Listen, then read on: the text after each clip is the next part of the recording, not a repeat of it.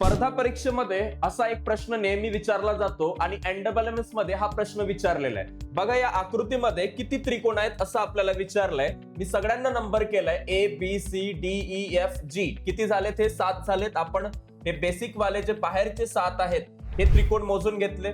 आता याच्यामध्ये तुम्ही जर ऑब्झर्व केलं तर तुम्हाला EF नावाचा एक त्रिकोण मिळतो, त्यानंतर FG नावाचा एक त्रिकोण मिळतो, त्यानंतर GD नावाचा एक त्रिकोण मिळतो आणि एक DE नावाचा त्रिकोण मिळतो. किती झाले बेटा? हे 4 झाले. 7 मध्ये 4 प्लस केले, बरोबर.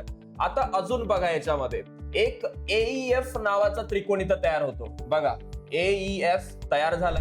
त्याचबरोबर याच्यामध्ये GFB, ओके, GFB हा एक त्रिकोण तयार झाला आणि सोबतच एक DGC, ओके, D त्यानंतर G आणि C, ठीक आहे. हा जो त्रिकोण आहे हा एक तयार झाला, DGC, ओके. म्हणजे हे किती झाले?